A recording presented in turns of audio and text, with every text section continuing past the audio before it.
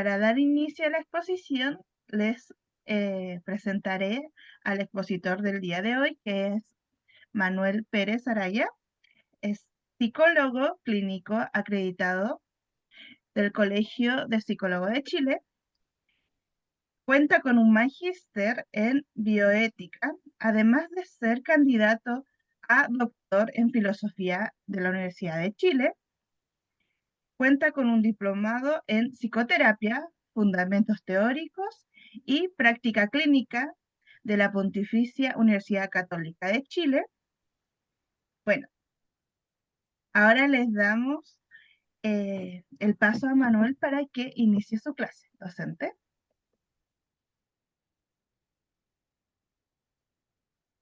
Ahora sí, Docente, sí, sí, disculpa, que estaba mandando un WhatsApp a ti mismo. ¿Cómo están? Buen día. Dame un segundo, es que justo te estoy escribiendo a ti, Ruth.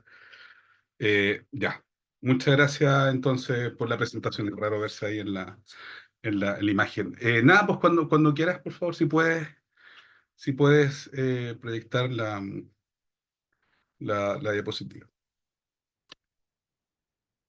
Así queda, ahí está. Ya. Inicio nomás, Ruth, entonces. sí, docente, todo suyo. Ya. Muchas gracias, muy amable.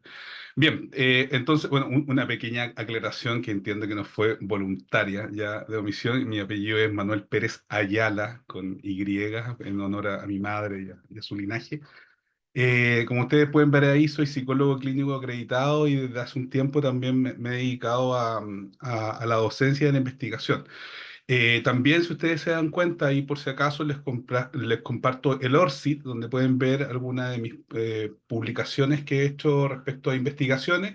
La verdad es que las investigaciones que yo he sobrellevado y que he tenido la fortuna de poder realizar no tienen que ver en sí con la ansiedad como tal, por si acaso, si les interesa, pero sí tienen que ver con la salud mental en otros aspectos, por ejemplo, la psicología, la salud pública, la ética y la bioética, que es lo que he realizado y como muy bien dijo Ruth, actualmente también estoy intentando vincular la práctica de la psicología con la filosofía en sí. Pero bueno, eso quedará para otro tema porque no compete directamente acá. ¿Ya? Entonces ustedes pueden ver mi ORCID, como está ahí, que es el indicador, que es ¿cómo se llama? Como el root de los investigadores. Y ante cualquier duda, consulta, ustedes también tienen mi correo general ahí, ¿ya? Eso. Entonces, bueno, hay algo que no estaba ahí en el que se puede decir en la presentación que dijo Ruth, ¿ya? Y que tiene que ver bueno, con mi experiencia en sí.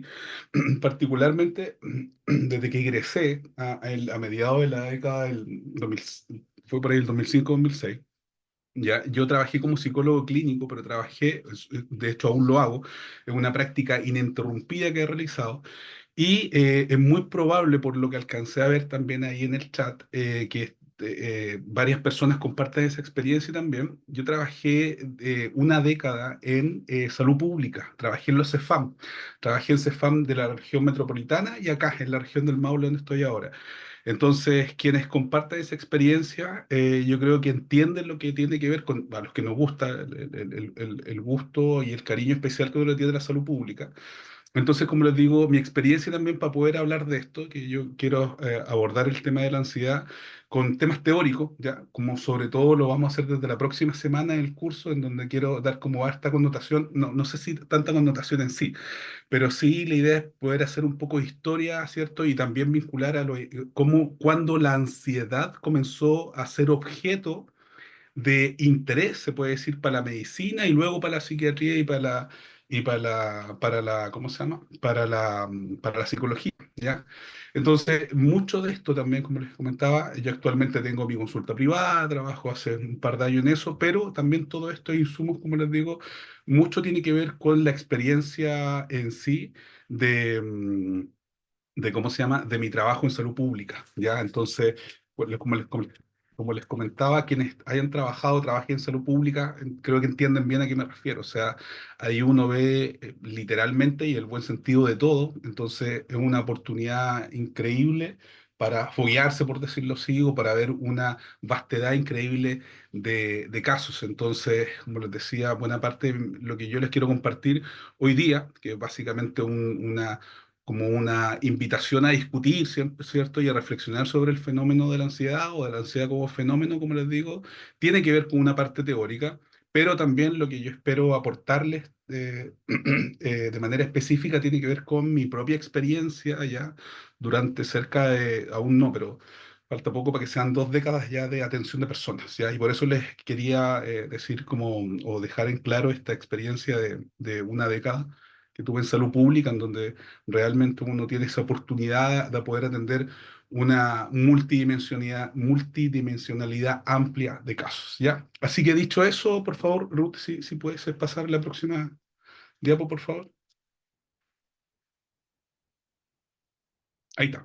Entonces, ustedes pueden ver los objetivos del seminario. Básicamente, ¿qué es lo que yo pretendo para esta charla? Que ustedes se diferencien bien, o sea, más o menos que se pueda esclarecer de qué se habla cuando se habla de ansiedad, ¿ya? Yo no sé si va a dejarle absolutamente claro eso, pero por supuesto que vamos a abordar ciertos puntos claves, creo yo, de lo que es la ansiedad y no diferenciar la ansiedad de lo que no es ansiedad. Yo lo que me propongo acá, como les decía, por la experiencia de atención, tiene que ver en la distinción entre lo que nosotros llamamos ansiedad, y por eso ustedes van a ver que la presentación en las PPT está normal, como entre comillas, porque también, por supuesto, ustedes sabrán que es muy discutible que es lo normal, ¿cierto? Que está directamente relacionado con la normatividad, o sea, en su definición esencial, dar cumplimiento a una norma, que puede ser y claramente objeto de discusión. Entonces, la idea de hoy es que ustedes puedan más o menos comprender de qué se habla cuando se habla de ansiedad, ¿ya?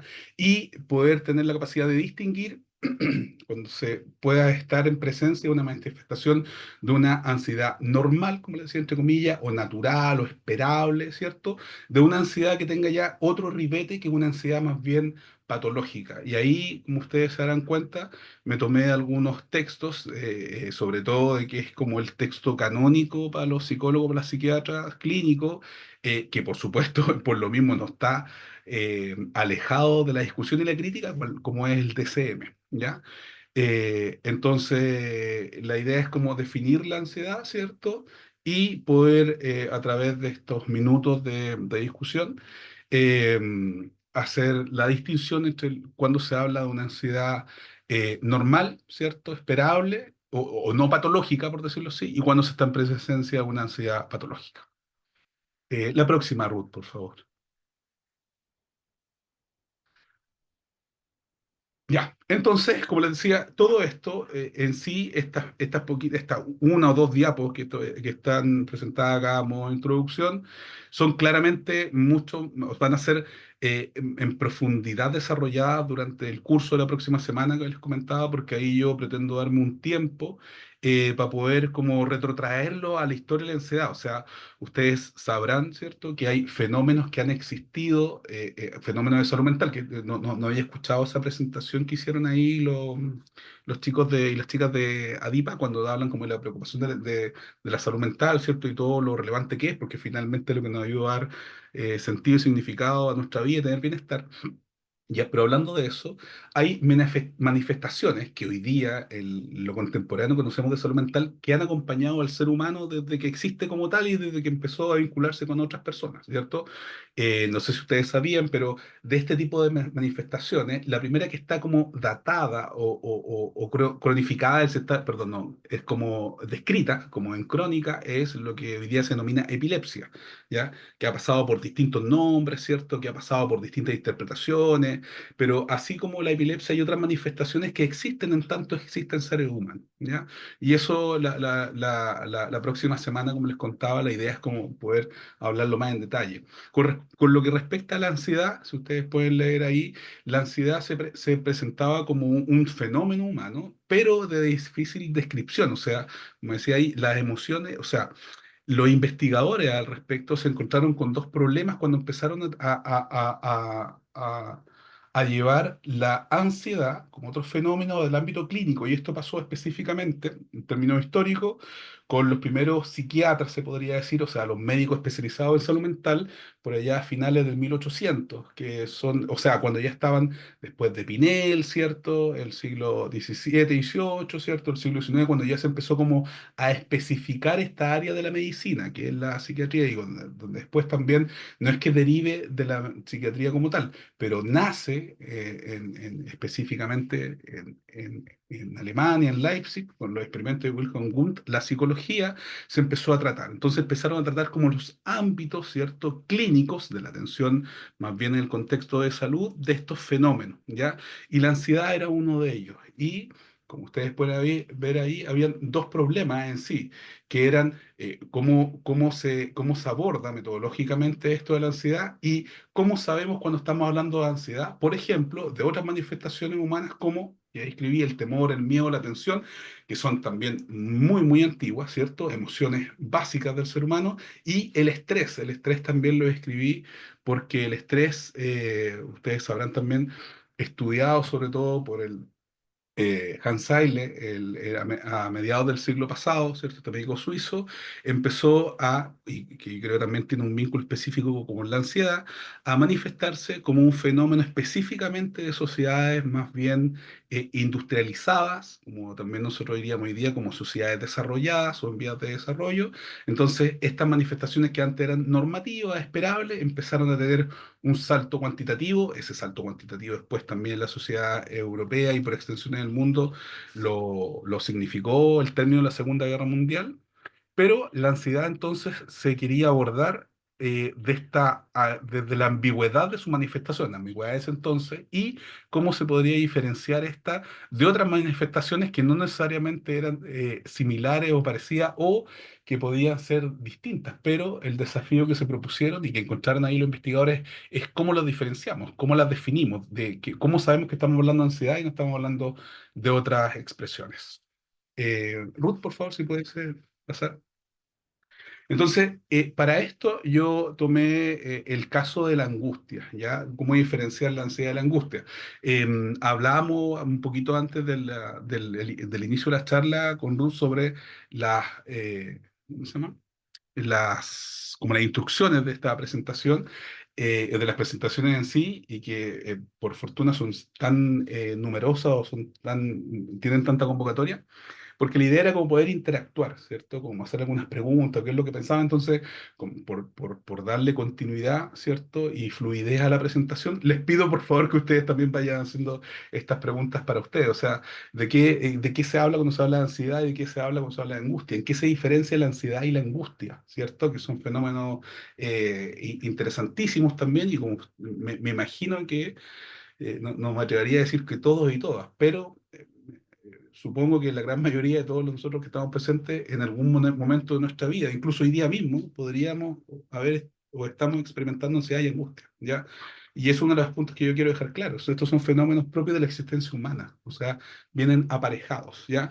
La próxima semana, como les contaba, me detendré con mayor detalle para hablar sobre la angustia y cómo comenzó la angustia a ser tratada en el campo de la salud mental desde los aportes filosóficos, en este caso de Soren Kierkegaard, que es un filósofo danés, que tuvo por una parte, como decimos en Chile, la patudez, pero también tuvo la sagacidad, la astucia o quizás la claridad para poder darle a la ansiedad, a la angustia, perdón, el estatus de una emoción humana, pero que fuera fruto, objeto de reflexión filosófica. Para Kierkegaard, la angustia es ni más ni menos que el motor de la vida. ¿Ya? Entonces, si alguno de ustedes ha leído Kierkegaard, o si no ha leído Kierkegaard, que además, si a ustedes les gustan las historias de romance, les va a interesar mucho su propia historia de vida con Regina Olsen. Ahí es raro que todavía no lleve la historia de Kierkegaard a una miniserie de Netflix, pero porque tuvo una vida muy, muy interesante este tipo. Pero eso lo vamos a hablar la próxima semana en detalle, por eso les quería comentar eso. ¿Ya? Si ustedes se dan cuenta, hay una cita que es bastante antigua, ya tiene varias décadas, pero es de Juan José López Ibor, que es un psiquiatra o sea, un médico, un psiquiatra español, ¿ya? Y, disculpa, María Luisa dice, disculpe, ¿cómo se llama el autor que acabo de decir? Soren Kierkegaard, con doble A. Soren Kierkegaard, con doble K, ¿ya? Un filósofo danés de Dinamarca, hizo su tesis sobre la ironía de Sócrates, ¿ya?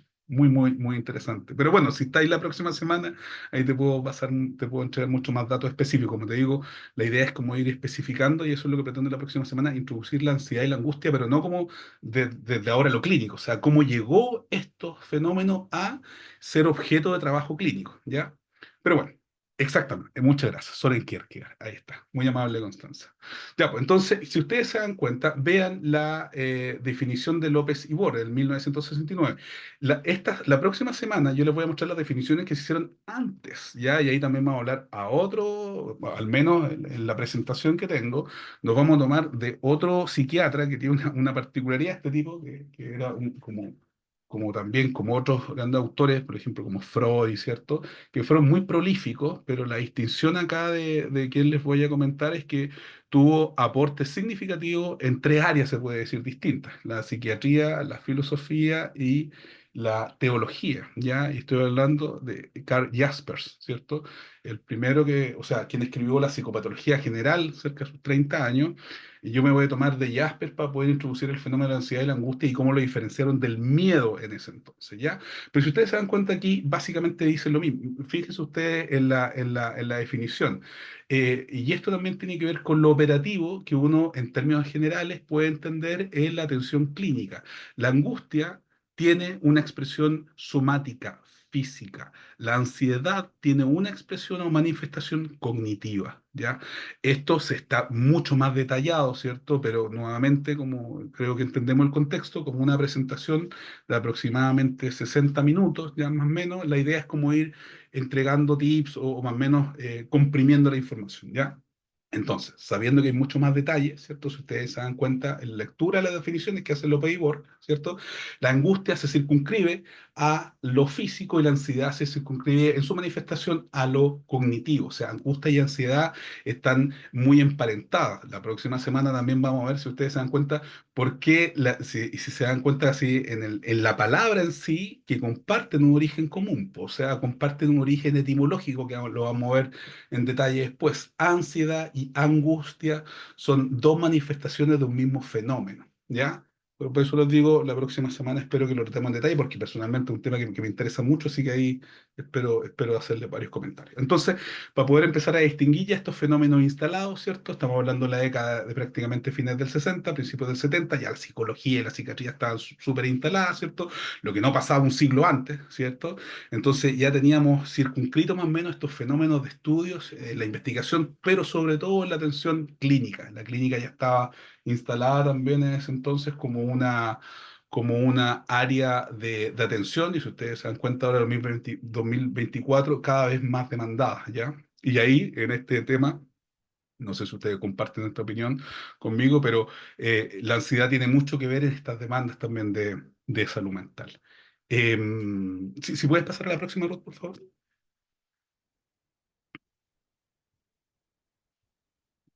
Entonces, prácticamente aquí yo también les quería pedir como en mi, ¿cómo se dice?, diseño de la presentación, de qué se entiende por ansiedad o qué entienden ustedes por ansiedad.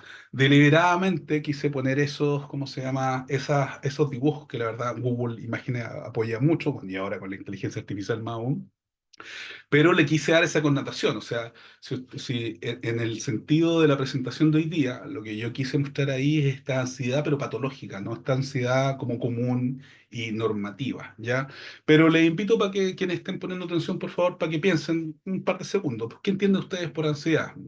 Como les decía, no estoy en pie de asegurar que todos y todas nosotros hemos experimentado ansiedad, pero sí creo que no me equivoco cuando digo que la mayoría de nosotros sí lo hemos hecho. Entonces, ¿qué les pasa a ustedes con la ansiedad? Pues, ¿cómo entienden ustedes la ansiedad?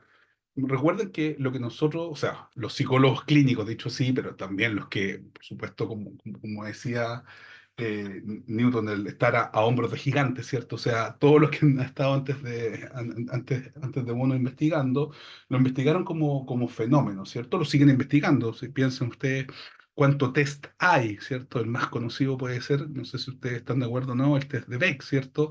Para poder checar desde esta perspectiva cognitivo-conductual, poder medir, cuantificar la ansiedad. Pero la ansiedad es un fenómeno humano, entonces, aunque no sepamos la definición, todos sabemos de qué más o menos hablamos cuando hablamos de ansiedad. Les doy un ejemplo. Yo en la universidad, les decía que hago clases en la universidad, parte de mis cátedras comunes son, si ustedes se pueden dar cuenta en mi currículum, la ética y la bioética, ¿ya? Entonces, cuando hacemos, por lo general, en las clases de bioética, las clases en la unidad uno, que son la introducción, hablamos de ética y moral, ¿ya? Y cuáles son las distinciones de ética y moral, ¿cierto? Y de cuándo surgen y cómo se entienden, etcétera, ¿ya? Entonces, una de las cosas a las cuales llegamos ahí es que tal vez nosotros, por eso les doy este ejemplo, los que estamos ahí no sepamos, bueno, en este caso, si yo no lo supiera, estaría muy mal la pega como docente, pero que los y las estudiantes tal vez no sepan la definición exacta de ética y moral, ¿cierto? Y si uno le dice, pucha, la ética, y por lo general siempre tiene que ver con lo correcto, con lo bueno y todo el tema. Bueno, aunque no se sepa exactamente describir o definir un fenómeno, uno sabe de qué habla. Cada persona cuando estamos ya llega un momento dado, sabemos más o menos de qué hablamos cuando hablamos de ética moral y sabemos cómo se aplican esos términos, ¿ya? La ansiedad tiene esa característica porque aunque no sepamos más o menos definirla, aunque fuese así, yo creo que todos, bueno, todo y todo en algún momento de nuestra vida hemos sentido ansiedad. De hecho, también pensé que iba a ser muy poco serio si ponía es como un meme de un perrito, ¿cierto? Que dice que tengo ansiedad con M. Es un perrito que está así, entonces es muy común también. Nosotros los docentes también tú y yo hablamos de que una de las características, por ejemplo, de las generaciones actuales, y esto lo digo a modo muy personal, sin otra base científica, ¿cierto? Sin base científica más que la observación. Cuando hablamos de los docentes, el cafecito y eso, nos damos cuenta que las generaciones actuales son chiquillos increíblemente dotados, o sea, muy sensibles, muy inteligentes, con una capacidad de multitareas que, no sé, uno le cuesta, no sé, personalmente, como se dice, decía el dicho, de masticar chicle y mientras caminaba, y uno ve que los chicos y las chicas de ahora tienen una capacidad de hacer multitareas muy bien, o sea, poder distribuir o focalizar su atención en más de una tarea a la vez y hacerlo bien, o sea, tienen muchas cualidades que tal vez la generación a la que yo pertenezco no teníamos, quizás porque no fuimos suficientemente estimulados o no teníamos, por supuesto, esos estímulos, un concepto interesante para la ansiedad, para poder desarrollar eso. Pero también vemos, como les digo, y esto hablo de título personal, que hay mucha más ansiedad ahora. La ansiedad parece que es una característica más a flor de piel, pero eso no necesariamente tiene que ver con algo negativo o peyorativo, ya como les digo, y la idea es cómo poder explicarlo ahora un poquito. Entonces, les dejo esa pregunta a cada uno de ustedes, ¿qué se entiende cuando se habla de ansiedad? Y si fuese el caso también, ¿cómo ustedes han experimentado en sí mismos, en su fuero interno, en las acciones que ustedes llevan a cabo, la ansiedad? ¿Ya? Si puedes pasar a la próxima diapo. Esa. Entonces, si ustedes se dan cuenta ahí, yo hice un ejercicio muy básico, que es poner quise como hacerlo como una nube de palabras, pero la verdad es que no supe cómo hacer literalmente como el gráfico de nueve palabras, así que lo hice muy simple. Lo ordené, si ustedes se dan cuenta ahí, hablando de la ansiedad con un poquito de TOC, no lo ordené por prioridad, ¿cierto? Lo ordené por orden alfabético, pero cuando se habla de ansiedad, en general salen algunos de esos conceptos, ¿cierto? Algunos más, algunos menos. Yo no sé cuál es el que si ustedes pudiesen verlo, si le hace sentido. Por supuesto que hay más. Ya acá la idea es como poder dar cuenta de este fenómeno y cómo lo experiencia cada uno. Y eso también es interesante, porque si bien vamos a encontrar puntos de concordancia en la ansiedad, mi ansiedad no tiene por qué ser la misma que usted tiene, ¿me entiende? Y eso también es un punto a veces uno lo encuentra muy obvio, como de perogrullo, pero eso también es un aspecto que vamos a tratar la próxima semana, porque cuando uno evalúa a personas del ámbito clínico, no sé si ustedes están conscientes de eso, pero el parámetro que tiene uno es uno mismo, ¿cierto?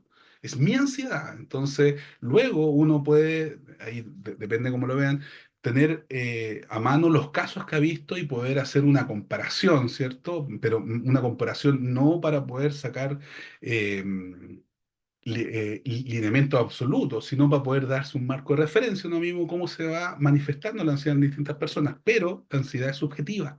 ¿cierto? Cada uno lo experimenta como sea, y eso es muy, muy, muy importante el ejercicio clínico, al menos desde mi enfoque terapéutico, que es el humanista existencial, uno entiende que la herramienta principal de intervención es uno mismo como terapeuta. Entonces ahí la invitación a la autoexploración, no quiero decir que es una obligación, pero es una necesidad importante. Entonces, yo les comento esto porque ustedes, no sé si les hace sentido algunos de estos conceptos asociados a la ansiedad. A mí quizás los que más creo que lo asocio son precisamente, bueno, con todos, pero eso de la expectación, la inquietud, ¿cierto? O la preocupación. Pero la expectación, creo yo, y la inquietud pueden ser los que a mí me hagan más sentido, porque precisamente y aquí no, ya nos vamos a un tema específico que va a pasar cuando pasemos la próxima diapo, que la expectación, precisamente yo lo entiendo como este pensamiento, pero dirigido al futuro, ¿cierto? Y la ansiedad, como se comprende hoy día, tiene esencialmente que ver con eso.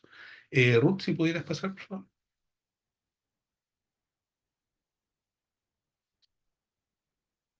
Ahí está. Entonces, acá tenemos lo que dice el clásico de DSM-5. Yo no sé si ustedes están familiarizados con este manual estadístico, ¿cierto? En su versión quinta, creo que la versión quinta es del 2013, ¿cierto? Eh, el DSM-4, para los que tuvimos, yo, imagínense, yo en pregrado tuve el DSM-4, el DSM-4R, que es el DSM-4 revisado. El DSM-4, si no me equivoco, se publicó en 1994. Entonces, el DSM-5, por lo menos, entrega una orientación diagnóstica, ¿cierto? Eso es, pues, y estadístico, o sea, en todos los países que se ha estudiado, esto no está en solo Estados Unidos, porque esto es de la APA, de la American Psychological Association, pero también trabaja con otras sociedades de psicología y de psiquiatría. Ahora, también sé que no es ¿cómo se llama? El objeto de esta reunión, pero el DSM-5 no deja de ser también eh, un manual de discusión, ¿cierto? Y de crítica sobre cómo se va elaborando los diagnósticos y, bueno, una crítica que ya sobre todo tomó mucha más forma en la década del 60 y del 70 con el movimiento antipsiquiátrico, cómo ha ayudado a la patologización del ser humano. Los detractores dicen que la verdad ven un ser humano enfermo, padeciente, que cualquier fenómeno tiene que ver con una patología. ¿Cómo se llama? Los que están a favor dicen que no es que tenga que ver con una patologización excesiva, sino que nos ayuda a comprender y, como vamos a ver también después la próxima semana, diagnóstico en estricto rigor tiene que ver con acceder al conocimiento. Eso significa diagnóstico literalmente a través del conocimiento, que es lo que permite un pronóstico. Y el pronóstico es la proyección que yo le doy a una persona de aquí en adelante. Siempre cuando nosotros vamos al médico, cuando vamos a alguna consulta, cuando las personas van al psicólogo, dice, bueno, ¿y qué me va a pasar? Ayúdeme, ¿qué es lo que hago? ¿Me entendés? Siempre hay un yo posicionado al futuro. El pronóstico es clave, sobre todo, ustedes piensan cuando van las personas a la consulta. Cuando van las personas a la consulta no van a contarnos lo feliz que están en la vida. En general van en muy malos momentos, ¿cierto? Y van en momentos de ansiedad, angustia o desesperación.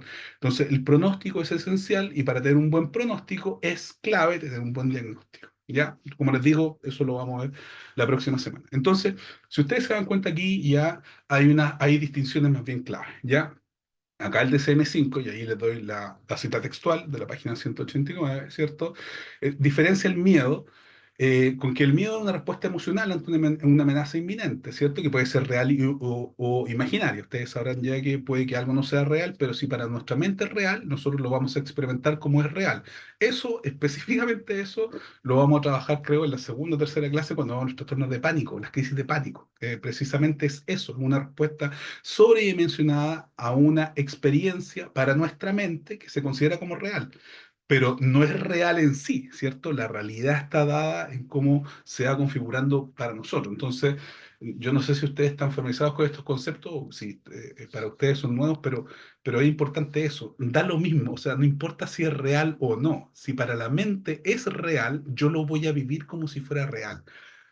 Y ahí tengo muchos ejemplos, por ejemplo, tanto que les fascina a los chicos, a las chicas hablar de las personalidades narcisistas, o de los psicópatas que les gusta mucho también, o el tema de la ideación suicida, o sea, si hay fenómenos, ¿cierto? ¿Y por qué les doy este ejemplo? Porque si yo me creo el mejor del mundo, ¿cierto? Una exageración, yo puede que no lo sea, pero si yo siento que lo soy, voy a actuar en tanto tal. Po. Y lo mismo pasa con otro fenómeno, que es la depresión. Solamente me estoy yendo como a la expresión cognitiva y el correlato afectivo que tiene esto, ¿ya? En la depresión, si yo, por ejemplo, siento que pienso que no hay futuro, pienso que no hay nada para mí en la vida, o sea, eso puede que no sea así, pero si yo así lo pienso, así lo voy a sentir, ¿me entiendes? Entonces, en sí es un fenómeno incluso epistemológico, mucho más extenso por explicar, pero quiero hacer, como les digo, un poquito de énfasis en eso. Yo creo que también, no sé si ustedes tienen las diapositivas, ya si los chiquillos de Adipa se las compartieron. Si no, después se las comparto yo, si es que a alguno le interesa. Pero yo después, hacia el final de la presentación, hay dos citas, ¿ya? Dos citas no de profesionales de salud mental, sino de dos escritores, que creo que eso tiene... en la cita de Emile Cioran, creo que este tema de la realidad versus la fantasía o lo imaginario, creo que él, por su propia experiencia de vida, Emile Cioran, no sé si alguno de ustedes ha escuchado ese escritor y filósofo rumano, con su propia experiencia de vida, él lo dice, o sea, él cuando habla de la ansiedad, es precisamente porque él experimentó ansiedad, y con la frase que dice queda más que claro. Entonces, acá, justamente el DSM-5, volviendo a esto, dice que la ansiedad es una respuesta anticipatoria ante una amenaza o algo que se percibe como una amenaza futura. Y eso, como les digo, como les comentaba, yo no sé si ustedes están familiarizados con esto, porque algunas cosas pueden parecer muy obvias, otras no, pero es muy importante. O sea, puede que yo esté experimentando una amenaza o puede que no, pero si yo me siento amenazado por algo que tal vez no tiene el estatus tal, pero si yo se lo doy por mi experiencia previa, porque encendí mi función de alarma y todo el tema, yo voy a tener esa respuesta, ¿ya? Entonces aquí hay una distinción básicamente con eso y la ansiedad, como ustedes se dan cuenta, tiene que ver con esta expectativa del futuro. Pero, como muy bien dice el DSM-5, aquí se habla del trastorno de ansiedad, ¿cierto? O sea, no se habla como la ansiedad como tal, sino el trastorno como tal, ¿ya? Entonces, eh, creo que, y por eso lo dejé destacado ¿cómo se llama? En el último párrafo, que son dos líneas, que después lo voy a retomar también, unos puntos claves que dice el DSM que tiene que ver con eso.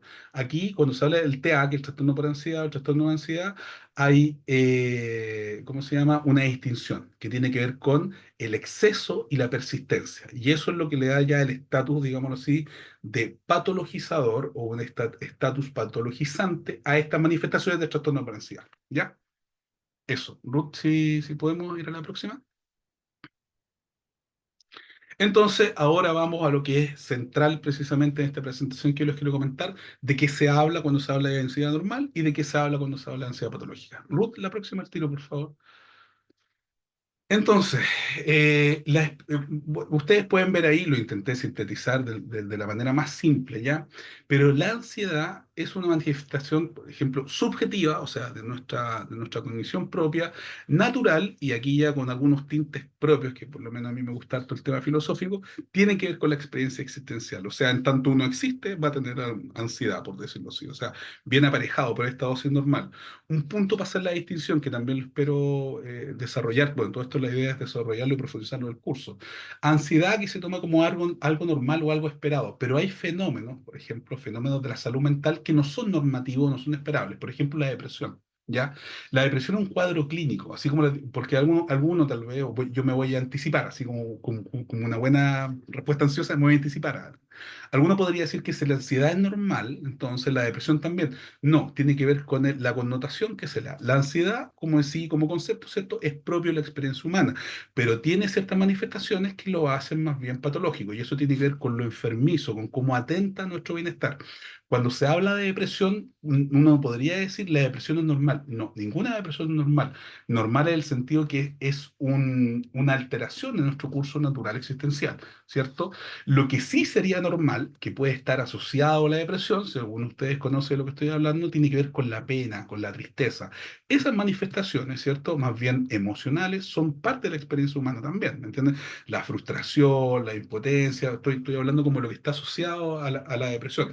Eso sí es esperable, ¿me entiendes? Son displacenteras, emociones displacenteras, pero son emociones, ¿cierto? Que son que configuran nuestra experiencia humana. La depresión no, la depresión es un cuadro clínico mucho más severo que tiene otra connotación, ¿me entiendes? Pero que tiene estas expresiones de pena y tristeza, por decirlo así, que eso sería esperable, así como la ansiedad, ¿ya? Por si, pues, les comento esto porque cuando se habla de este tipo de cuadros clínicos va muy aparejado ansiedad y depresión, ¿ya? Pero son cosas distintas. Entonces, acá, chiquillos, la ansiedad es una expresión adaptativa funcional. ¿Por qué? Porque la ansiedad, chiquillos, en su expresión sana, es algo que nos permite anticipar, prever o planificar. Yo lo dejé ahí entre comillas.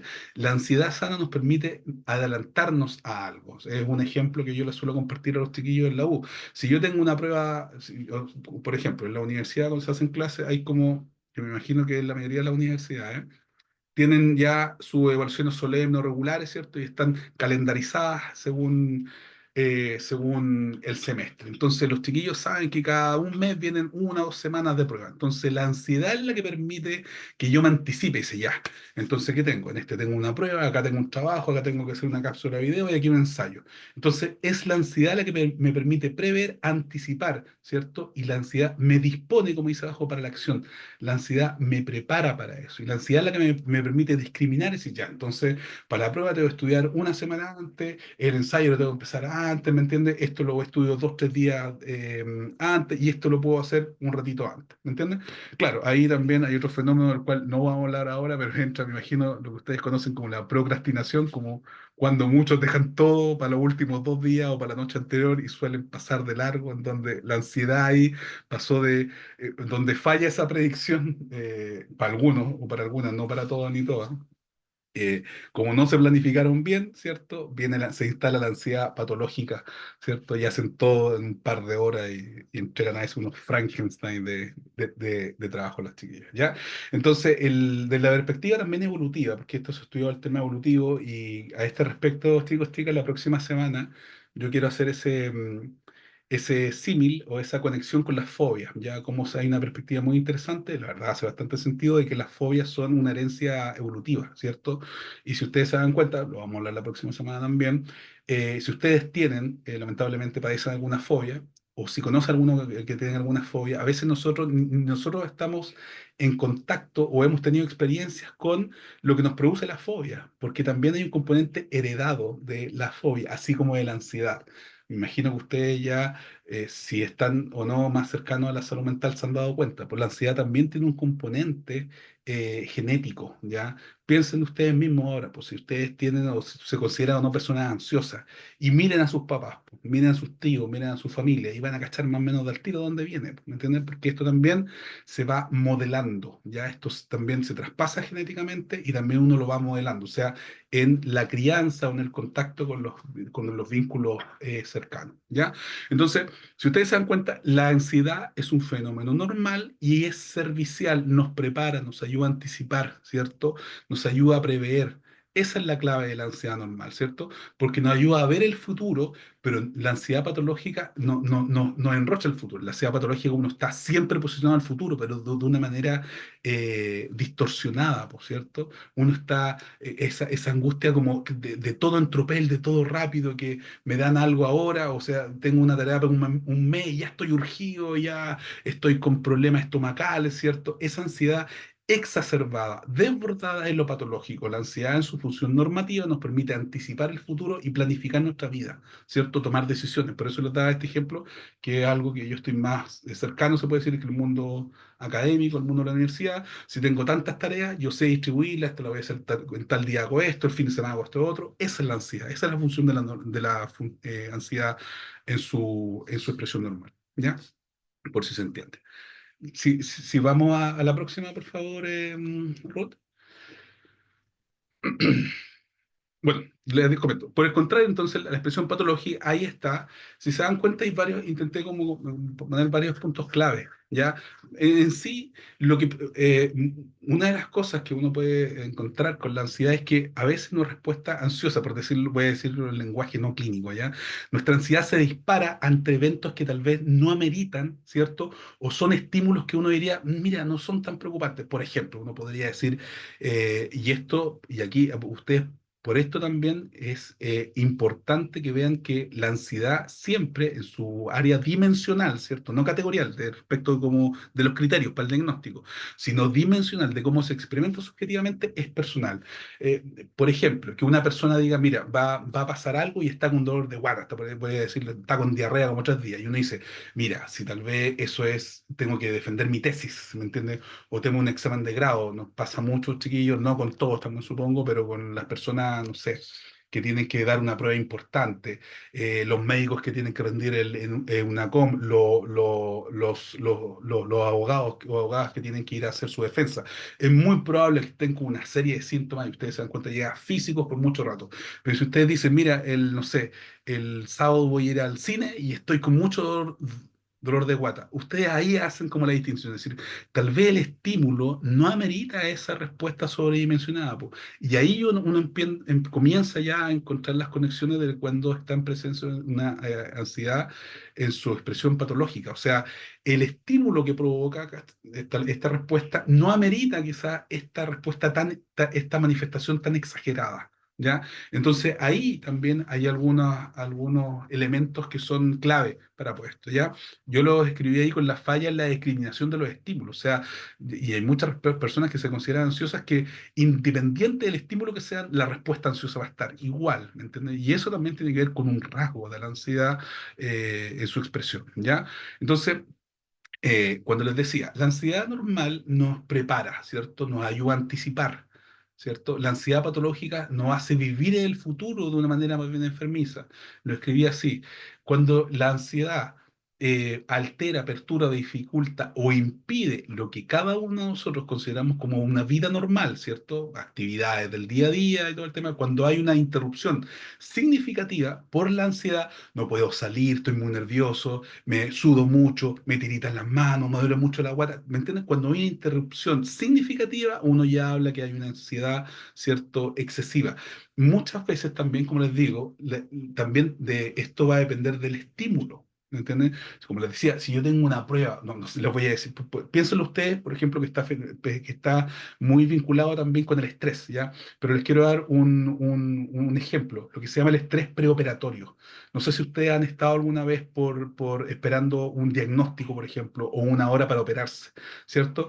Eso, en algunos casos, es debido a muerte o, cuando no es debido a muerte, hace que la persona sepa que va a transitar buena parte de su bienestar o malestar por ese diagnóstico, por esa operación. Entonces, esas expresiones de ansiedad son muy, muy complejas, ¿me entiendes? Y son muy, muy intensas. Lo que pasa, y por eso me voy al primer párrafo, cuando esta ansiedad está patologizada, nosotros hay una falla en nuestra interpretación.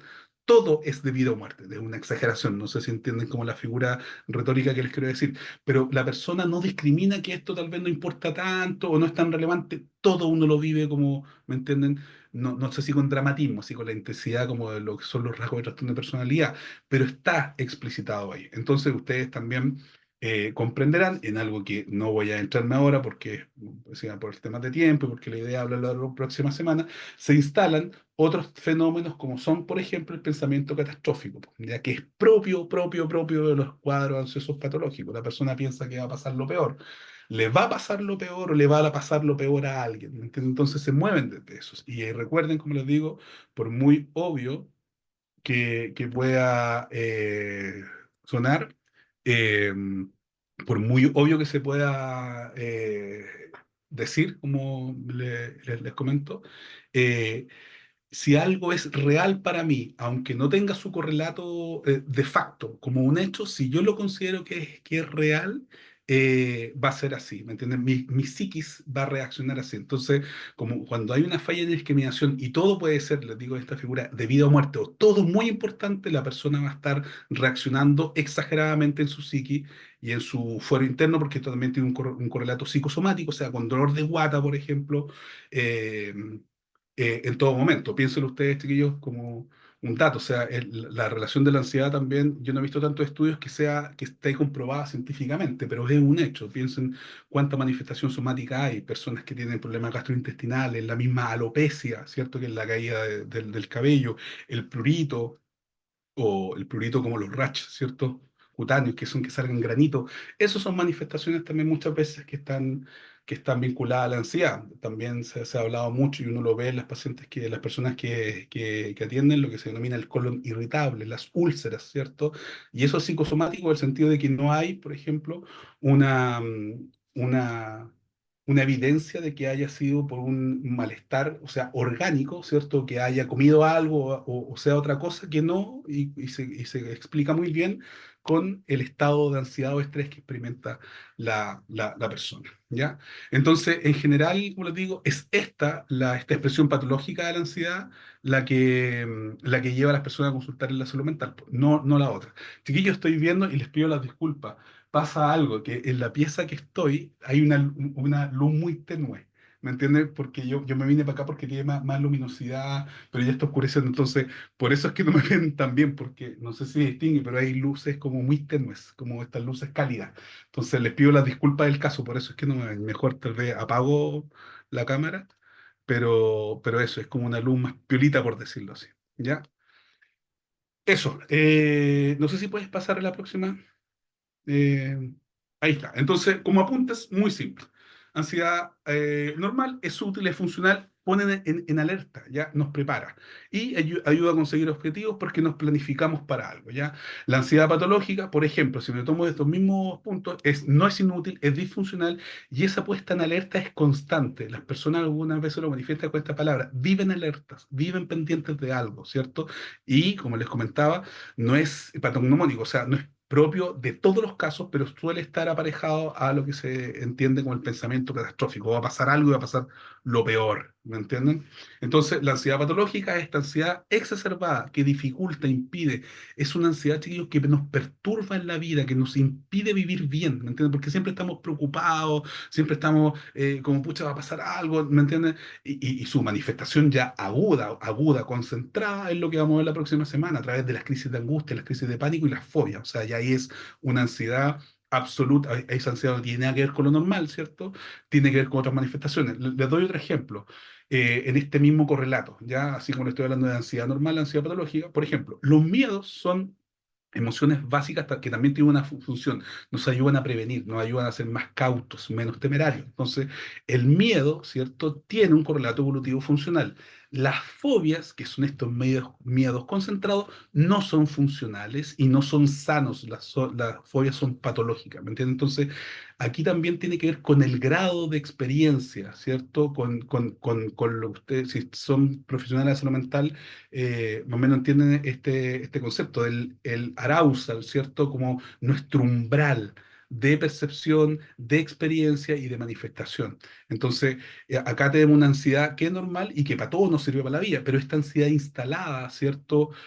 Muy compleja, muy de que no nos deja dormir en la noche. Las personas con ansiedad, que tienen mucha ansiedad, lo manifiestan, dicen que piensan mucho, no paran de pensar, no descansan, tienen insomnio, en el día andan todo el día, dicen, mi mente da vuelta, da vuelta, da vuelta y se pasan rollo, dicen ellos, o cuando duermen y despiertan al otro día no descansan. Entonces, si ustedes se dan cuenta, ahí hay una expresión clara de lo que es la ansiedad patológica. Y como les digo, ahí al final también puede ser la entrada, entre comillas, a otras manifestaciones que tienen que ver con otras manifestaciones patológicas, como lo que acabo de decir, crisis, fobias, ¿cierto? También está muy relacionado con el trastorno obsesivo impulsivo, de hecho son como de la misma expresión, ¿ya?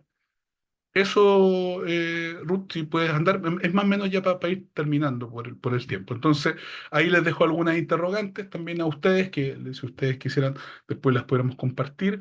¿Qué creen ustedes que motiva o gatilla estas respuestas ansiosas exacerbadas y en qué o dónde reside la diferencia respecto a las respuestas ansiosas que nosotros podemos desarrollar? Eso, voy a ir más rápido, chiquillos, para poder ya dar cierre. Entonces, si ustedes se dan cuenta, ahí yo les comparto dos frases que son que ya como las conclusiones para ir cerrando, ¿ya? La primera, chiquillos, que como ustedes ven ahí esa imagen mejorada, es Mark Twain. Mark Twain es un escritor, humorista del siglo XIX. Él escribió el Huckleberry Finn, ¿cierto? Y tal vez su libro es más conocido, La aventura de Tom Sawyer, ¿ya? También la versión buena del Príncipe y el Mendigo la escribió él. Entonces, fíjense ustedes lo que dijo Mark Twain, que era un tipo conocido por su sentido del humor y por su actitud irónica. Él decía, he tenido incontables problemas en mi vida, la mayoría de ellos nunca ocurrieron. Y si ustedes se dan cuenta ahí, dice precisamente por esta voy a decirlo en chileno, por esta pasada de rollo que tenía, que es propio de las personas ansiosas. Así que antes de pasar a la próxima diapositiva, citas o comentarios o frases sobre ansiedad, hay cientos y cientos. La verdad, yo escogí estas dos porque creo que representan muy bien lo que tiene que ver la ansiedad, porque probablemente las dos personas que lo dijeron eran personas que se sabían muy, muy ansiosas. Si puedes ir a la próxima, Ruth, por favor. Y esa persona es, que ustedes ven ahí es Émile Cioran, un escritor y filósofo rumano nacionalizado en francés. Gran parte de su vida ¿cómo se llama? La vivió en Francia. Tiene varias, es un, bueno, para los que les guste la filosofía, está más bien circunscrito, se podría decir, en la escuela del existencialismo, del pesimismo también, de quien podríamos decir que tal vez su gran referente es el filósofo alemán Arthur Schopenhauer. Tiene varios libros muy interesantes de leer, algo complejo alguna escritura, pero uno se da cuenta que el tipo no se andaba con cosas a medias, ¿ya? Y les comento algunos títulos que tenía él, para que ustedes se den cuenta más o menos del tipo de escritos que él desarrollaba. Les voy a nombrar cuatro libros. Quizás uno de los más conocidos, Del inconveniente de haber nacido, La tentación de existir, En las cumbres de la desesperación, que quizás uno de los libros más, con unos textos más conocidos, y Brevario de podredumbre. Emil Cioran dijo, no contento con los sufrimientos reales, el ansioso se impone a los imaginarios. Creo yo que eso describe muy bien a las personas ansiosas, que precisamente pues, cuánto viven y experimentan en su mente y cómo muchas veces no lo disfrutan, sino que lo padecen. ¿Ya? Si puedes pasar a la próxima, Ruth, ya como para ir cerrando la presentación, entonces, si ustedes se dan cuenta, la ansiedad es una respuesta adaptativa frente a situaciones que se perciben como amenazantes o a situaciones que nos invitan, obligan o llevan a posicionarnos y proyectarnos al futuro, ¿ya? Entonces, esta ansiedad normal es una emoción básica, pero es adaptativa, ¿cierto?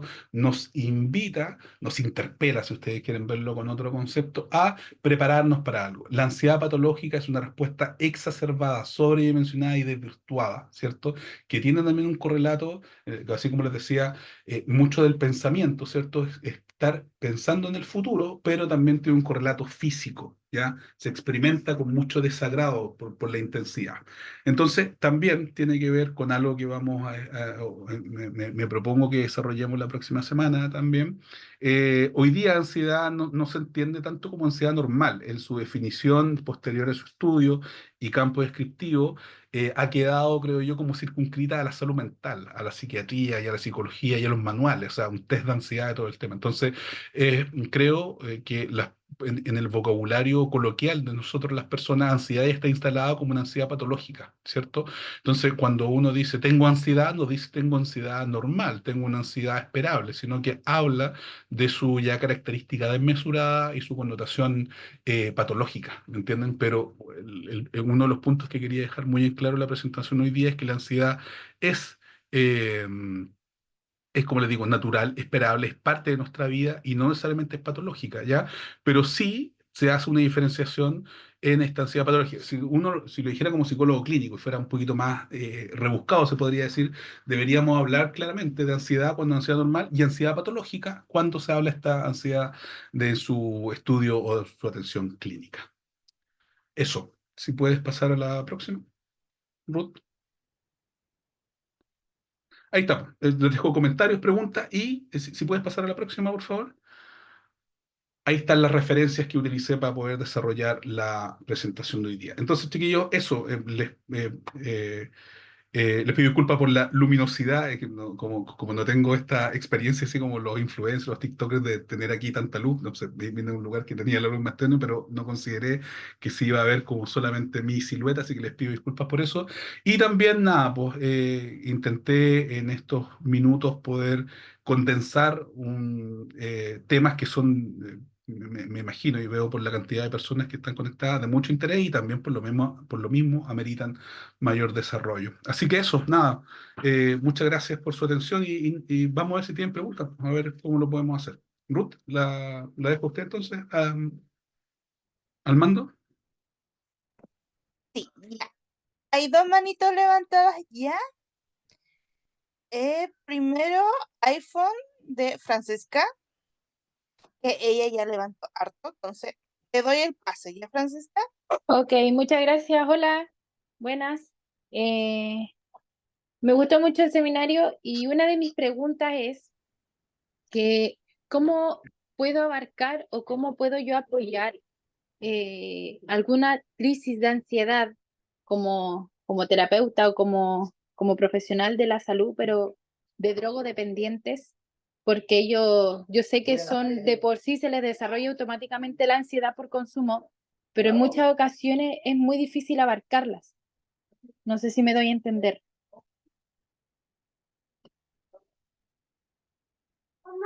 Hola ¿Se Francisca, ¿cómo entiende? está? Sí, sí, muchas gracias por la pregunta. Claro, yo creo que usted de alguna manera ya se respondió ahí. Lo que pasa es que ahí estamos con otros fenómenos, ¿me entiende? O sea, ahí no Claro, es la ansiedad pura, por decirlo así. Hay una ansiedad que está mediatizada y afectada por el consumo. O sea, no sé si, bueno, entiendo que en Chile, al menos desde las directrices del MinSal, entendemos tres tipos de consumo, ¿cierto? El consumo problemático, el consumo perjudicial, el consumo adictivo, que es que antiguamente se llamaba inveterado, estas personas que tenían como delirium tremens y todas estas cosas así, ¿me entiendes? Entonces, ¿dónde voy con esto, Francisca? Si uno se va como a los manuales de qué es lo que tiene que ver con la adicción contempla varios fenómenos y uno quizá el específico, no sé si el específico, pero como un determinante es la pérdida de voluntad. La persona adicta no tiene voluntad. ¿Me entiendes? Entonces, aquí voy a hablar en términos más clínicos. No hay un yo posicionado que dirige la voluntad, el aspecto, la dimensión volitiva de esa persona. La persona tiene que consumir, tiene craving, tiene síndrome de abstinencia, ¿me entiendes? Entonces, en el caso que dices tú, Francisca, las intervenciones son distintas porque ahí tienes un ser humano que es dependiente de otras cosas. O sea, las crisis de ansiedad, por ejemplo, pueden ser precisamente por la abstinencia. ¿Me entienden? O pueden haber otros determinantes. Lo que pasa es que ahí el consumo es como el eje central. A ver si te lo intento explicar de otra manera. Pues si tú trabajas en eso, es como casi medio ridículo que yo te lo explique, porque seguramente sabes más que yo. Pero fíjate en algo. Bueno, entendemos que cuando las personas consumen, ¿cierto? El consumo en sí no es el problema en tanto tal. El consumo es la consecuencia de otro problema. Nadie va a consumir así, ¿me entienden? Porque está feliz de la vida. ¿Me entiendes? claramente, no, Eh, claramente. ¿Te entiendes? Pero iba a dar el ejemplo con los TCA, los trastornos de la conducta alimentaria o la conducta por ingesta de alimentos. Nosotros entendemos que muchos dicen, pucha, la persona tiene que ver con el alimento. El alimento, yo no soy experto en eso, así que me voy a ir, lo dejo claro y me voy con mucho cuidado. Pero el alimento, la Ujú. ingesta de alimento tiene que ver con la representación simbólica, ¿cierto? Pero es la manifestación que da cuenta de otras problemáticas, ¿cierto? Que tiene, por ejemplo, les paso un dato, no sé si ustedes, si aquí hay colegas, psicólogos, psicólogos, el próximo año va a estar ¿cómo se llama? El Congreso de Psicología Clínica, que es en julio, y estaba viendo quiénes van a ser algunos de los referentes, y una ponencia va a ser justamente los TCA en hombres, porque si usted se da cuenta, mucho de esto uno en su imaginario, o por lo menos yo pienso en mujeres y todo el tema, pero nosotros sabemos que las mujeres quizás lo tienen y van a consultar muchas, pero los hombres también lo experimentan, porque también es un fenómeno humano. Pero ¿dónde iba con eso? Que también está muy, muy aparejado a la ansiedad, ¿me entiendes? Y la ansiedad tiene mucho que ver con el TCA, pero ahí la ansiedad está mediatizada por otros componentes, ¿me entiendes? Y por eso también te hablaba del Ok. TCA, tiene que ver con su expresión en la ingesta de alimentos, pero hay otros conflictos internos, ¿cierto? Conflictos vinculares, imagen, dismorfofobia, ¿cierto? Dismorfia, y por lo general tiene que ver con los temas vinculares, o sea, cuánto cariño nos dieron, cuánta importancia nos restaron, cuánto nos hicieron saber que somos importantes en la vida de nuestros papás, nuestras mamás, ¿me entiendes? Entonces, se manifiesta a través de eso, ¿me entiendes? Entonces, ¿por qué te decía lo del TCA sabiendo que no tiene directamente nada que ver con los temas de adicción? La ansiedad es una de otras manifestaciones, pero está mediatizada o es parte de otro engranaje, ¿cierto? O de otras Ujú. manifestaciones que son más perentorias, que son más relevantes en este caso. Entonces, en sí, claramente ahí tiene que haber un trabajo en conjunto. Yo no sé si tú trabajas en eso, Francisca, tiene que haber, para que sea un abordaje digámoslo así, medianamente efectivo, tiene que ser multiprofesional. O sea, supongo que tiene que haber, por ejemplo, medicación, que tiene que haber tratamiento con las familias, ¿me entendí? Tiene que haber otra cosa ahí, salvo esta manifestación pura de crisis. Ahora, si fuera solamente la manifestación de la crisis, calmar nomás, po, ¿me entendí? Apoyar, contener en ese momento. Y yo no sé si tú estás familiarizada, Francisca, con el concepto de los pródromos, que son todos estos fenómenos o señales que preceden o predictores, ¿me entienden? ¿Por qué te digo Pródomo eso? nunca lo había escuchado, la verdad. Pródromo. Ya, los pródromos es que se usan, por ejemplo, mucho en clínica también y sobre todo, al menos como yo los conozco, Francisca, en trastorno bipolar. Por ejemplo, el trastorno bipolar no es que tú digas, pucha, si se va a descompensar o no. La persona se va a descompensar. El tema es cómo y cuándo lo va a hacer. Entonces, los pródromos, que todo esto tiene un correlato clínico importante y tal vez muy necesario, los pródromos son como cuando tú identificas las señales que preceden a una descompensación o, como se dice, básicamente un predictor. Entonces, Ya, acá, por ejemplo, en el caso que tú dices, en el tema de adicción, ¿cierto? De adicción, claro, la crisis de ansiedad es un pródromo, ¿me entiendes? O sea, va a pasar. Entonces, lo que tú tienes que hacer también, o que ahí te aconsejaría yo, entre otros consejos, otros tips, es saber anticipar estas crisis, porque así como, por ejemplo, en las descompensaciones, voy a decir otro ejemplo, en personas que tienen trastorno límite o rasgos de personalidad límite, tú sabes que se van a descompensar sí o sí, no un tema que cuándo, no sé si se va a descompensar, no, pues se va a descompensar, porque es parte claro. de tu vivencia, ¿me entendí? Acá yo también te invitaría a un trabajo anticipado, ¿me entendí? O sea, cómo Mm. hacerlo, con quién tiene que ir, qué tiene que hacer, técnicas de respiración, ya te lo estoy contando de mi propia experiencia clínica, tenga un número de llamada de emergencia algún amigo, alguna amiga, tenga una playlist ¿cómo se llama? En Spotify para música que lo relaje. Entonces, en este caso, una cosa es la contención in situ o momentánea de una crisis. Pero como yo comprendo, que son los componentes adictivos, es un tema que se va a dar sí o sí. Entonces ahí creo yo, Francisca, un trabajo relevante de anticipar.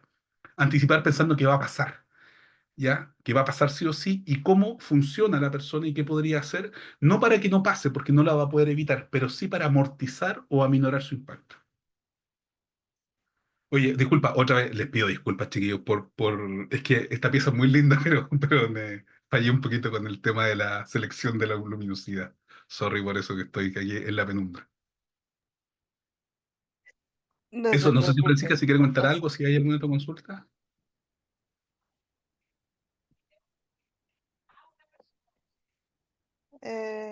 Francisca.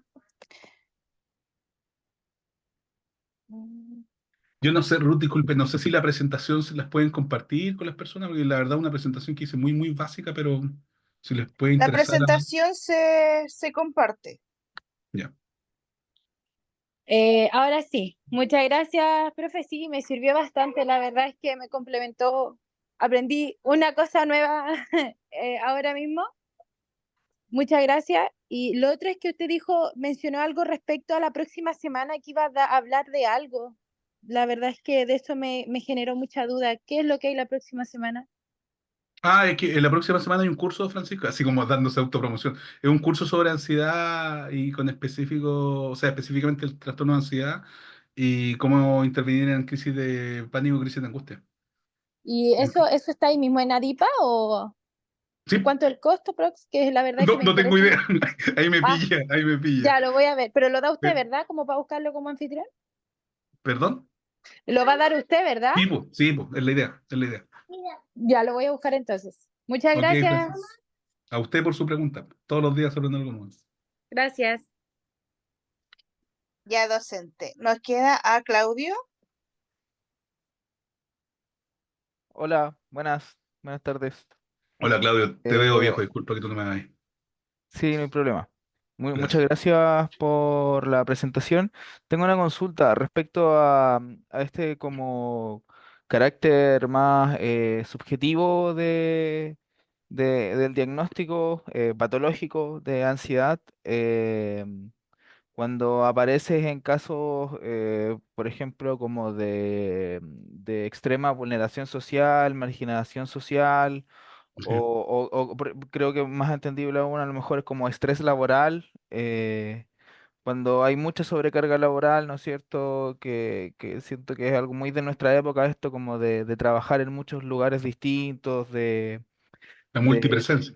de no tener contratos, por ejemplo, de estar boleteando en todos los lugares donde se trabaja, entonces que son situaciones que de alguna manera explican súper bien como esto de lo que a lo mejor mencionaba como la ansiedad normal, pero es tan extremo, ¿no es cierto?, que termina siendo manifestándose de manera patológica.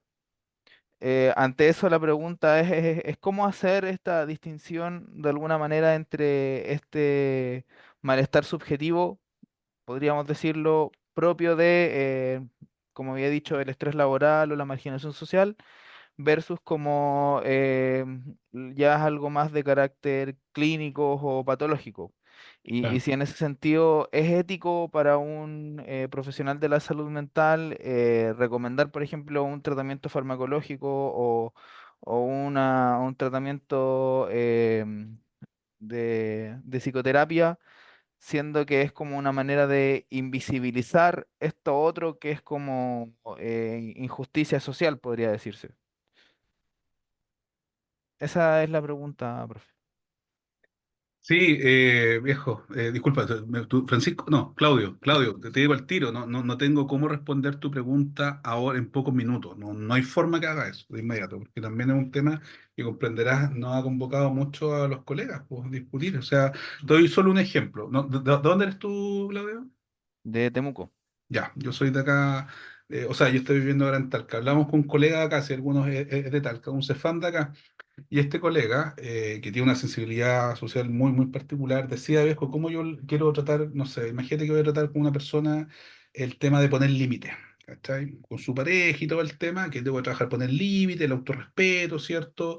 El tema de los rangos de la decisión, todo el tema. Si esa persona, viejo, se tiene que acostar a las 7 de la tarde porque no tiene leña para echarle a la estufa, ni tiene plata para comprar parafina y está muerto de frío. ¿Me entendés? O cómo yo hago intervenciones cuando personas de verdad, no sé, pues personas, no sé, extranjeras o personas de cierta vulnerabilidad social tienen que priorizar una comida al día nomás porque no tienen más plata para nada. ¿Me entendés? Entonces, claro, no sé si tú, no, tú eres psicólogo, Claudio. Sí, sí, soy Ya, psicólogo. entonces uno ahí la verdad se centra en, sí, porque ha pasado, yo también, por eso quise darme unos minutos al inicio para decirles que yo vengo de la salud pública, traje una década de eso y lo que sabemos de salud pública vemos literalmente de todo, entonces uno no tan solo se siente atado de manos, sino que por una parte te sentís frustrado y por otra parte te sientes ridículo hablando de términos técnicas clínicas cuando... Por supuesto que hay otras cosas que están ahí subyacentes, ¿me entendí? Y eso tiene que ver con otros fenómenos que digo que yo no puedo hacerme cargo, pero básicamente porque no alcanzo a explicarlos desde mi opinión real en tan poco tiempo. Pero por eso también yo les comentaba que este fenómeno de ansiedad siempre ha existido, pero las sociedades industriales tienen menos de 160, 180 años. Y la industrialización nos ha llevado a un progreso inimaginado, ¿me entendí? Inimaginado. O sea, yo creo que nuestros abuelos tal vez, no sé, pues, piensen tú qué cambio ha habido en las personas que usan smartphone, ¿cachai? No sé si tú tenías abuelo o abuela y tal vez todavía están estos con estos, ¿cómo se llama?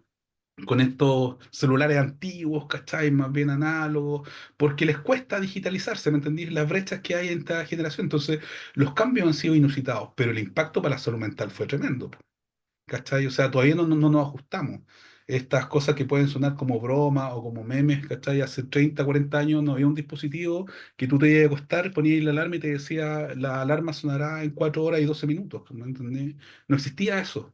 Entonces, la ansiedad normativa en su función normal, se ha, viejo, multiplicado increíblemente veces ahora por las condiciones de vida que tenemos nosotros. Y si tú te das cuenta también, quizás son los costos, po, ¿me entendés? Te puedo dar muchos ejemplos porque es un tema también que he hablado mucho en las clases y debate y yo también tengo una opinión al respecto. Mi opinión, por supuesto, no es una verdad revelada, es mi opinión nomás, pues de experiencia. Fíjate que, no sé, pues, temas específicos. Piensa, no sé si tú tenés casa o cuánto te puede costar tener una casa ahora. ¿Cachai? Pero, ¿me entendí? Antes nuestros abuelos, no sé, pues luchaban para tener la casa y decir, pero mira, podéis tener casa y si queréis en 2 semanas más te podéis inscribir para tener la casa. Solamente firma ¿cómo se llama? Este crédito hipotecario a 25 30 años, ¿cachai? Donde tenéis que tener 500.000 pesos todos los meses. Y si no los tenéis 2 3 meses, te la hipotecamos. Entonces tú decís, qué bueno la oportunidad, porque esa oportunidad realmente no existía antes. Pero a ver cómo la hacís para gestionar esa presión de que no podéis fallar 2 meses con su sueldo. ¿Me entendí? Entonces, una cosa pareja a la otra. Al menos nuestra sociedad chilena, creo yo, no ha sabido o no ha tenido cómo compatibilizar eso. ¿Me entiendes? Porque en sí uno puede ver que no está tal vez tan bien distribuido todo esto. ¿Me entiendes? Otra persona puede decir que sí, otra persona puede decir que no. Lo que yo te quiero decir es que el impacto social que ha tenido el progreso inusitado de nuestra sociedad en los últimos 20 30 años todavía no se ajusta con nuestra salud mental. ¿me entendés? Y por eso, esto puede sonar incluso muy cruel, pero no lo digo en este sentido, pues si tú te das cuenta, Claudio, es la edad de oro para los psicólogos clínicos, ¿cachai? Te invito a que vayas a cualquier CEFAM o hospital y te das cuenta que salud mental tiene listas de espera increíbles, ¿cachai? Increíble y que no podrían darse, o que uno dice un país civilizado no podría considerarlo. Te quiero dar otro ejemplo que también tú comprenderás que no es para profundizar. La ansiedad siempre ha existido en el ser humano. Los ribetes de ansiedad que estamos experimentando nosotros ahora son algo inusitado. O sea, nunca teníamos personas con tanta ansiedad, ¿me entendí? Y expresiones tan cronificadas de ansiedad. Y lo mismo el ejemplo que quiero dar al tema del suicidio. El ser humano, desde que es ser humano, como estos fundamentos, se ha suicidado, ¿me entendí? Siempre ha estado el suicidio, unos más, unos menos. Hay suicidios muy interesantes, ¿cachai? Perdón, no suicidios muy interesantes. Estudios muy interesantes, por ejemplo, el primero acá también en Occidente, el de Durkheim, ¿cierto? De este sociólogo francés que habló de todo esto. Pero si bien siempre ha existido el suicidio, ¿cachai? En la historia de la humanidad, nunca, de lo que hay registro, el ser humano se había suicidado a los niveles que le está haciendo ahora. ¿Me entiendes? O sea, es increíble, ¿me entendí? Es como una epidemia de suicidio. Y si tú te das cuenta, también yendo más allá, habíamos tenido otros fenómenos también que el suicidio, por ejemplo, siempre ha estado más instalado en lo que son hoy día, menos en Chile, el rango de la juventud, que son entre los 15 y 29 años, más o menos. Pero nunca habíamos tenido tal vez los rangos de suicidio, por ejemplo, en personas mayores de 60, 70 años o menores de 15 años como que están ahora. Entonces, por supuesto que eso es un fenómeno social. ¿Me entendés? Hay hartas cosas ahí. Por lo menos te nombro dos, sabiendo que son pocas. El bullying en la infancia, la soledad y el abandono en los adultos mayores. Esos son fenómenos actuales. No te quiero decir que ahora vivimos mejor que antes, peor que antes, no, pero son fenómenos. La sociedad es dinámico porque es dinámico el ser humano. Yo creo que aún no nos adaptamos todo a eso. Yendo a lo que tú dices, ahí ya después, como te digo, me cuesta ser breve en estos temas que también a mí particularmente me interesan, pero claro, tienen una forma de poder medir o cuantificar, ¿cierto? Cuantificar la ansiedad que tiene que ver los test, el mismo test de Beck, ¿me entendí? Pero claramente el origen de esa ansiedad puede ser discutible, si esa persona está pasando por el acoso laboral, si esa persona está pasando por, no sé, maltrato, ¿me entendí? Por supuesto que su respuesta va a ser ansiosa. ¿Qué es lo que hace uno como psicólogo ahí? Es algo interesante, ¿me entendí? Nosotros tenemos la oportunidad de poder dar ayuda, dar contención. Tú comprenderás que nosotros también muchas veces escuchamos por primera vez lo que nos dicen las personas, que incluso que personas que nunca han verbalizado algo. Nosotros somos los primeros en recibir eso. Entonces tenemos una ventana de ayuda que es inconmensurable también, tenemos mucho. Ahora, ¿cómo nos hacemos cargo nosotros también de esos fenómenos que son sociales, quizás? ¿Me entendés? Yo creo que depende de cada uno de nosotros como profesionales. Yo te podría hacer otra cosa como ¿cómo se llama? Como en grupo, en plano. Yo también pues, soy parte del Colegio de Psicólogos de Chile, soy miembro, se dice, estoy colegiado. Y ahí también se discuten muchas cosas, pero muchas cosas creo yo quedan como estériles, ¿me entiendes? Como que no avanzan mucho. Porque uno mismo las busca, pues, estimado. ¿Me entendí? Tú le puedes decir, pero mire, si usted se endeuda, eso le va a hacer más. ¿Me entendí? El ritmo de vida muchas veces lo lleva a las personas así. Entonces, quizá uno puede limitarse, digo, a poder aportar con cierta, no sé, no es lucidez, pero con cierta discusión, ser espacio seguro para acoger a la persona, ¿me entendí? Y discutir esos fenómenos, ¿me entendí? Nosotros no estamos para solucionarle las cosas a las personas, pero sí para darle herramientas para que ellos las solucionen. Entonces piensa también en no te digo tú, por ejemplo, porque no te conozco en sí, pero imagínate cuán incongruentes somos nosotros mismos los seres humanos, ¿cachai? No sé si cachabas esos memes cuando dicen uno como yo dando consejos a los demás y sale como un Buda, así, ¿cachai? Y después dice yo dando esos consejos a mí mismo y uno no se aplica uno en uno mismo. Entonces ahí uno tiene que tener respeto también por ser este espacio de acogida y discusión y poder orientar a que la persona pueda ser autónoma en sí misma, ¿me entiendes? Pero las decisiones que toma la persona las toma la persona. En síntesis, viejo, creo yo, comparto tal vez el diagnóstico que haces tú y dentro de ese contexto del cual nosotros tenemos espacio para maniobrar, ¿cierto? Y hacer nuestras terapias. Cuán ético o cuán no ético sea un diagnóstico sabiendo que hay otros estresores u otros factores socioculturales de base, creo que al menos sería, pienso, porque también así lo he hecho, pertinente visibilizarlo y aclararlo y decir sobre las personas. ¿Me entendí? Mientras usted tenga ese trabajo, estar bien. Mientras usted tenga esa relación tóxica, la verdad, olvídese de dormir bien y tener su autoestima alta. ¿Me entiendes? Decírselo tal vez no lo estoy diciendo, sino con mucho tino, amabilidad. Recuerda que cuando dice esta verdad absoluta, sin empatía es crueldad, po. Nosotros tenemos que tener un miramiento también retórico y un afán también pedagógico, si tú lo quieres ver así, para poder decir algunas palabras. ¿Me entiendes? Pero lo que compete a las personas es de ellos, po. Nosotros nos compete su bienestar y su salud mental. Y de ahí creo yo que podríamos aportar algo. No sé si te respondí nada que tú consultaste, Claudio, Sí, sí, con la no, súper bien. O reflexión. sea, de todas formas me quedaba claro que no era una respuesta que iba a resolver un problema tan grande, pero sí, sobre todo me quedo como con cierta honestidad o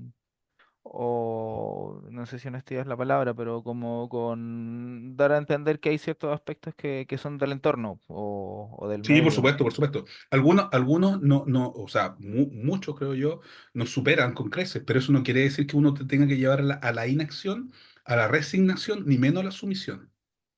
¿Cachai? No, pero yo creo que uno tiene que visibilizarlo y hablarlo así con la persona. ¿Entiendes? Y uno guiará a la persona, o sea, guiará, le mostrará para que tome decisiones. Pero tampoco es uno, ¿quién para decirle, oiga, deje ese trabajo, lo están explotando? Entonces tú lo puedes visibilizar, la persona dice, sí lo sé, pero igual lo hago. ¿Me entendís? Piensa solo en las relaciones de pareja. Pues. ¿Cuántas personas no es que lo saben, sienten que no están bien pues, y siguen ahí? Pues, ¿cachai? Y ahí nos vamos a ir al tema vincular, el apego, ¿cachai? Configuraciones. Pero uno muestra, pues, ¿me entendís? Uno no es como un superhéroe así, enmascarado, que va a hacer justicia. Tenemos Claro. otras vías, otras herramientas. Y la atención de salud mental ya en sí misma es una muy relevante.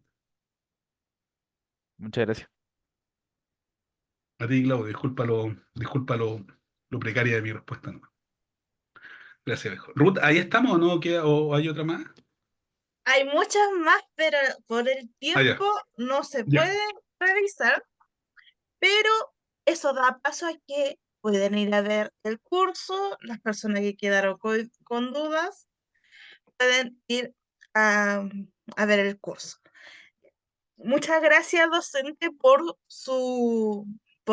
todo su conocimiento que nos dio. Entonces, muchas gracias. Gracias, usted, Ruth, desde la oscuridad me despido. Muchas gracias. Desde la penumbra. No se preocupe, no se preocupe.